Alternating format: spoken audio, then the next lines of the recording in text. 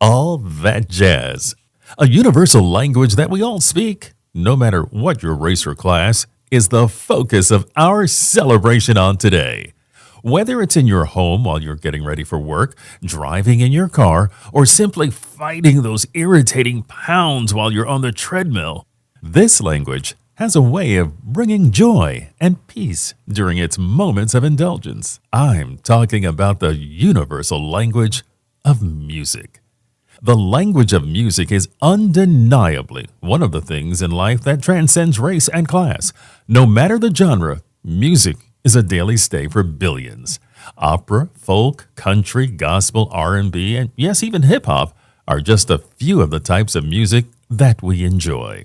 But there is one that stands out with extreme popularity and reverence, a genre whose origins are so vast that no one city can take 100% credit as the home of this music powerhouse. It's the music we know as jazz. According to history, jazz was introduced in its beginning form in the late 1800s. The essence of the sound of jazz music is so versatile due to the origins from which it first began. In fact, New Orleans, Louisiana is believed to be the birthplace of jazz music. The first style of jazz music was known as Dixieland. It was a peculiar style of music because no one sound could be detected as the main sound. It had the rhythms of the African drums that the slaves brought with them when they came to America, yet it combined sounds from other genres of music like folk music and bluegrass hillbilly music. In the beginning, the instruments used in jazz music were European percussion, brass, and woodwind instruments, which were primarily used for the military marching bands. Jazz music is not a simple style that can easily be defined except as free music that can easily meld into other styles of music. The essence of the sound of jazz music comes from the different musical elements from each part, its origins as putting pieces of a puzzle together into one cohesive entity.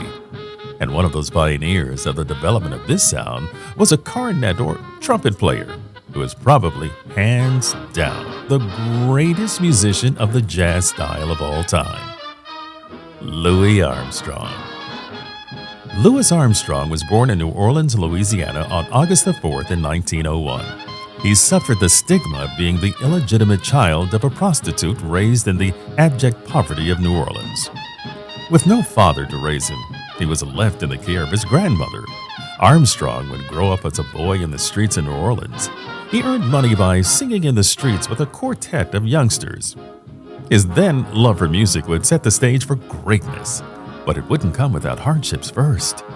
In 1915, Armstrong was arrested for firing a pistol at a New Year's Eve celebration. He was placed in a reform school called the New Orleans Home for Waifs, which means a neglected child. Armstrong benefited from the discipline and structured environment in this setting, but perhaps even more by the musical training he would receive at the hands of Professor Peter Davis. Armstrong was soon gaining attention for his trumpet playing and soaked up the sounds of New Orleans jazz. His fame as a jazz musician began to take him to other cities like Chicago to play with the King Oliver Creole Band. It is during this period where Armstrong would also shine as a singer. He is the father of the style of singing that we call scat singing. Yeah, yeah. Ba-da-ba-dee, my own favorite tunes. I went back with, oh yes, I take on rapping ballads. Oh, let no lip oh, darling, never go my way. Oh, don't you ever go my way.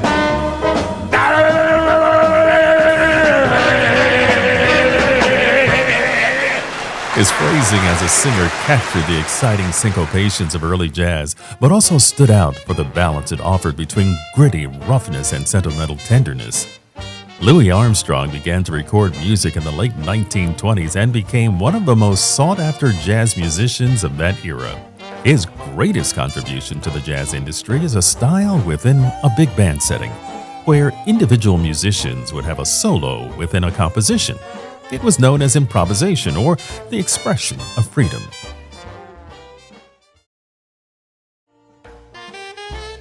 No one did this better than Louis Armstrong. This would keep him extremely busy as he would perform over 300 concerts a year.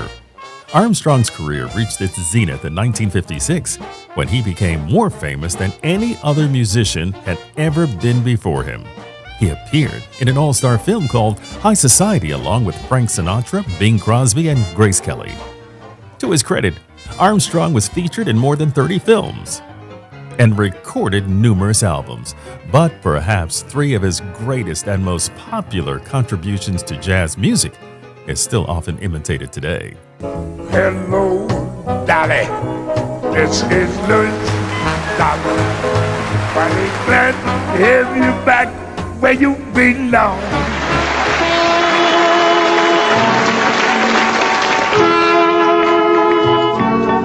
I see trees of green,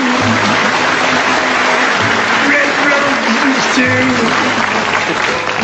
I see them blue for me and you, and I think to myself,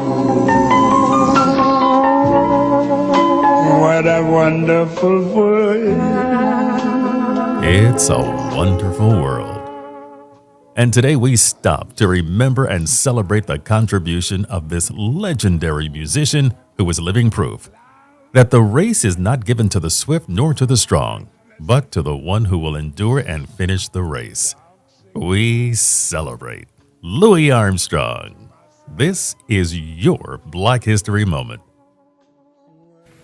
Now, ladies and gentlemen, here's one you all can sing with us when the Saints go marching in.